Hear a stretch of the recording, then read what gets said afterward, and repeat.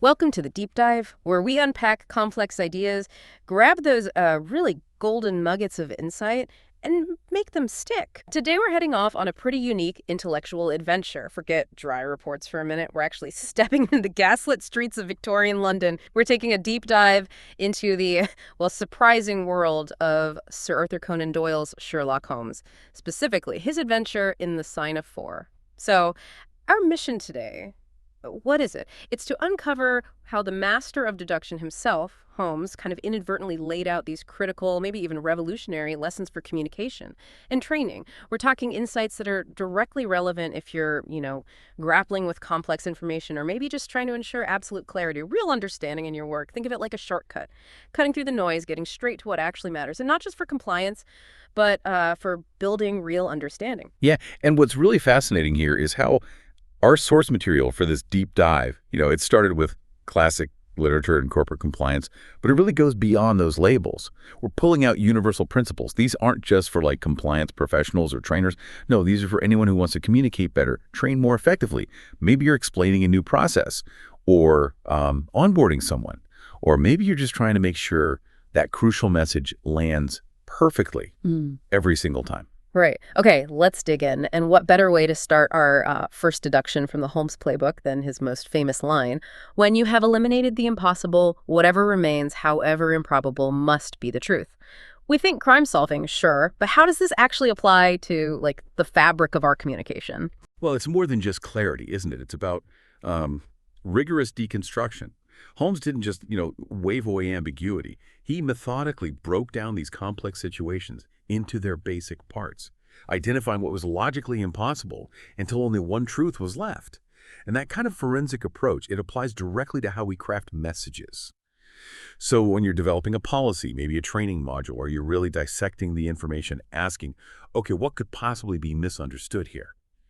What misinterpretation can I, eliminate right now? Yeah. Think about how meticulous Holmes was questioning Mary Morstan in The Sign of Four. Remember how he painstakingly recorded every detail about those mysterious pearls? He wasn't just passively listening. He was filtering, cross-referencing things, eliminating the inconsistencies. So just as he wanted no room for doubt about the facts, your communication, well, it should leave no room for misinterpreting your intent or your instructions. Okay, so it's not just about making something clear, but making it unmisunderstandable. That sounds right. But how do we apply that sort of Holmesian forensic deconstruction to, say, a policy document or a critical email? It feels like more than just proofreading. Oh, it is, exactly. I mean, stepping back and asking yourself, okay, if I were trying to twist this, how would I do it? Or, if someone came to this totally cold with no context, what questions would pop into their head immediately? It's really about anticipating confusion and just heading it off preemptively, almost like you're building a completely foolproof case. Right, a foolproof case. Excellent point on precision. But even the clearest message needs to actually stick, doesn't it? Holmes, for all his brilliant deductions, he often revisited clues again and again, even ones that seemed minor. What does that tell us about, say, repetition, reinforcement, and learning? It tells us that continuous engagement is just critical. Learning isn't, one-shot deal. It's a process. So compliance training, yeah, but really all essential learning, it's most effective when the key messages, the principles, are repeated, reinforced regularly, and not just once a year, right? But through multiple channels, different formats. That single annual session, it's just not enough to embed behavior. It really isn't. This kind of continuous reinforcement, it helps embed concepts right into the culture, makes them almost habitual. Holmes kept revisiting facts until they formed this coherent, undeniable whole in his mind. We need to do the same with our key takeaways. Practically speaking, this means moving beyond just passive training. Think about maybe micro-learning modules, short, digestible bits delivered maybe weekly or biweekly. Or how about a Mystery of the Week challenge in a team newsletter maybe? Colleagues solve some hypothetical scenario tied to a new policy. These kinds of approaches, they mirror Holmes's constant mental work on cases. They transform abstract guidelines into, ingrained behaviors. Yeah, I've definitely sat through those workshops where, information's just dumped on you once a year. And honestly, half of it's gone by lunch. The idea of a mystery of the week, though, that sounds much more engaging. It does make me wonder, what's the biggest mistake people make when it comes to this whole repetition thing? Is it just too much of the same old thing? Often, yeah. That's a big part of it. It's not just about repeating the message. It's about varying the format and the context of the repetition. If it's always the exact same PowerPoint slides, Well, it just becomes background noise, doesn't it? Yeah. But if you mix it up, maybe a quick video, then an interactive quiz later, then a discussion about a real-world scenario that engagement makes sure the message actually lands and sticks. Okay, varying the format. Got it. And what about connecting with different kinds of minds? Holmes was brilliant at that. He could be sensitive, gentle even with Mary Morstan when she was distressed, but then he could pivot instantly to these precise professional exchanges with someone like Inspector Athelney Jones. What's the lesson there? About tailoring our communications? It really stresses that one size does not fit all. Not at all. Especially when you're trying to communicate really critical information. You simply have to tailor your messages. Make them resonate with different groups within your organization or your team. Think about their roles, their specific jargon maybe, their responsibilities, even their emotional state sometimes, just like Holmes did. Holmes, he just intuitively adapted his whole approach based on who he was talking to. Right. Similarly, you need to adjust the tone, the style, the complexity of your communications. Engage those diverse audiences effectively. A frontline team member might need a really practical step-by-step guide, clear actions, whereas, say, a senior executive, they might just need a concise overview, the strategic implications. What's the big picture? The goal is always to make sure everyone gets a clear, understandable message that's actually relevant to them, tapping into their specific needs, their concerns. So it's not just what you say, but really who you're saying it to and how it's going to land with their unique perspective. Makes you think, if Holmes had to onboard, say, a new team of forensic accountants and explain a new policy to Lestrade's officers, how different would those chats really be? What's the biggest misstep people often make when they try to tailor things? Probably overgeneralization, assuming everyone thinks just like them. Or maybe that one single message will magically resonate with everybody. The biggest mistake is usually not doing that upfront work, not really trying to understand your audience's existing knowledge or their concerns or what actually motivates them. Without that homework, tailoring is just, well, it's just guesswork, really. Guesswork. Right. That actually brings us to something really fundamental. Trust. In the Sign of Four, you had all that hidden treasure, the secret pacts, clandestine actions, and it created this tangled mess of mistrust, conflict. But contrast that with Holmes, his investigative style was remarkably straightforward, wasn't it? And that genuinely built trust, cooperation. So what's the lesson for us there? It's that transparency is just fundamental. Simple as that. Openness. Being open about your objectives, your procedures, and crucially, the why behind them, the rationale. That fosters a really profound culture of trust when employees or team members, when they understand why certain policies or procedures are needed, what the benefits are, not just memorizing rules, they're far more likely to adhere willingly. They see the value. They feel like they're part of the solution, not just being dictated to. Regular, transparent updates, and this includes being open about challenges, maybe mistakes, lessons learned that strengthens trust over time, massively. It helps promote adherence as a positive thing, a shared value, something people embrace as part of their collective responsibility, not just some burdensome top-down rule. It completely disarms suspicion.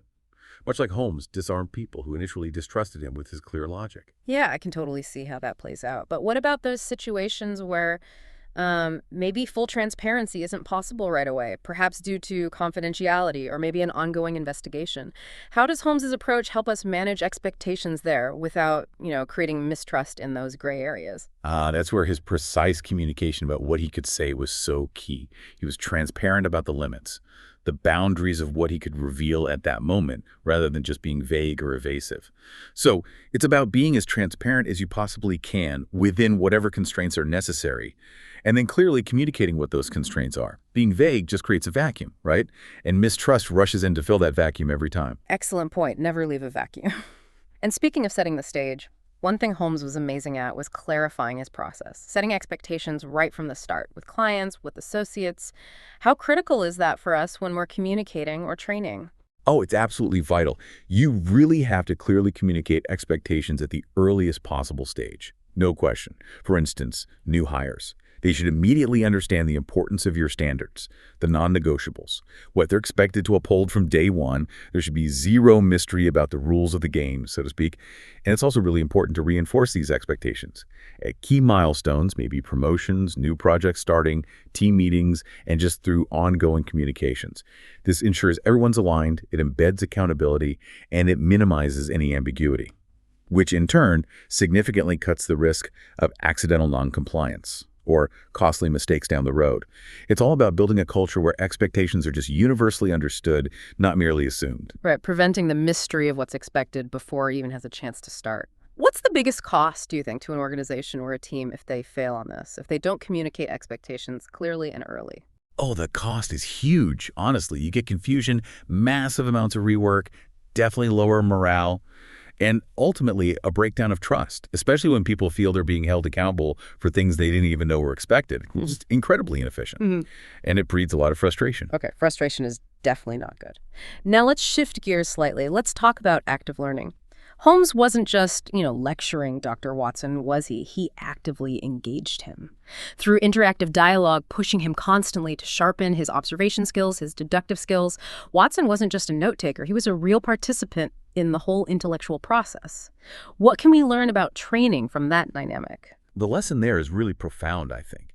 Training should be interactive. It should be immersive, experiential, not just didactic, not just telling. Because lecturing, it simply doesn't build mastery. It just doesn't.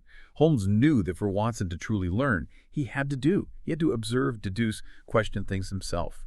So think beyond just, standard quizzes. Consider interactive scenarios where people actually have to make decisions under pressure. Case studies are great too, where they analyze real-world dilemmas, role-playing exercises that mimic tough conversations. Even gamification of training modules can work really well. These aren't just like fun gimmicks. They seriously improve retention and, more importantly, the ability to actually apply the lessons later. Active participation, it forces the brain to process information much more deeply. It leads to way better internalization of the lessons, and crucially, a far greater ability to apply them confidently in real-world situations. It moves people from being passive recipients to active problem solvers, just like Watson became, really. I love that idea, turning training into a detective story. What's maybe a simple, actionable step someone listening could take maybe this week to make their own training or communication a bit more interactive without needing, a huge budget or anything? Oh, absolutely. Even just pausing more often to ask open-ended questions, not just yes-no questions, and then actually facilitating a short discussion around the answers rather than just delivering information and moving on. Yeah. Or maybe presenting a brief, what would Holmes do scenario, something relevant to your team. And then just having the team brainstorm solutions together. It can be simple, but really powerful. Simple but powerful. I like that. And finally, let's wrap up our lessons with preparedness, specifically crisis communication. Holmes had this incredible knack for managing crises, didn't he? He'd stay utterly calm, methodically communicating his deductions, his plans clearly, which minimized panic all around him, even when danger was right there. What's the critical takeaway for us in that? Well, it's a direct parallel, really, to the necessity of having methodical crisis communication preparedness. You absolutely need a pre-planned, systematic approach, preparing clear, concise protocols, knowing your predetermined communication channels, having designated spokespeople ready in advance. All of that helps you respond swiftly, accurately, and effectively when you're suddenly faced with unexpected, high-stakes issues. And this also means regularly training your staff, not just on what the message is, but how to deliver it, how to remain calm under pressure, how to follow the established channels, and how to clearly articulate necessary actions. That preparedness builds real organizational resilience during those challenging moments. It stops a crisis of information turning into a crisis of trust. Holmes always had his plan, didn't he? Even if he had to adapt it on the fly. Right. It's about not letting that fog of uncertainty turn into outright panic. So what's the single biggest mistake in crisis comms that Holmes, with his methodical mind, would just absolutely never, ever make? He would never, ever communicate before he had the facts straight, or at least a very clear understanding of what he did know, and just as importantly, what he didn't know yet. Hasty communication, ill-informed messages, inconsistent statements in a crisis. They are far more damaging than a slightly delayed message that is accurate, unified, and clear.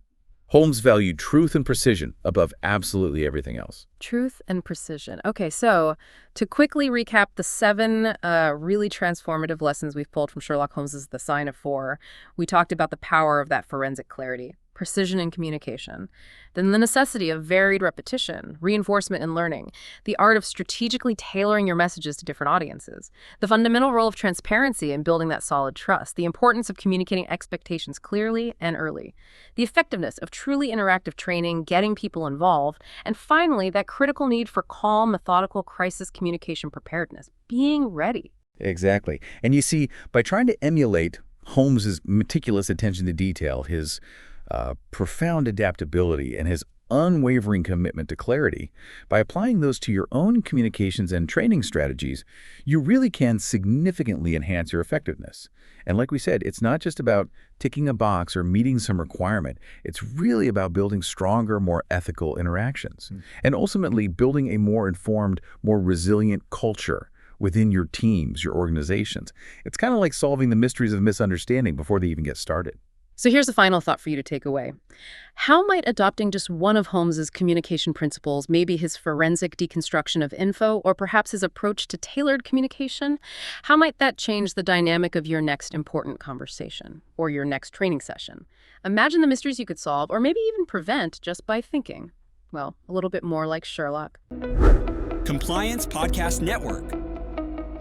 Start your mornings with daily compliance news, quick, sharp updates on the top compliance and ethics stories in under 5 minutes every morning in Compliance Podcast Network. Because compliance never sleeps. Need practical advice fast? Check out Compliance Tip of the Day. One actionable idea to level up your program. Short and sweet. Every day on Compliance Podcast Network. Got 10 minutes? We've got the week's top 10 stories. 10 for 10 brings you the big compliance headlines. Fast, fun, and focused. Every Saturday on Compliance Podcast Network. And don't miss the Sunday Book Review, where compliance meets culture through must-read books and big ideas every Sunday in Compliance Podcast Network. Whether you're in the office, on a walk, or commuting, stay smart, stay ethical, stay tuned. Only on the Compliance Podcast Network. Available wherever you listen to podcasts.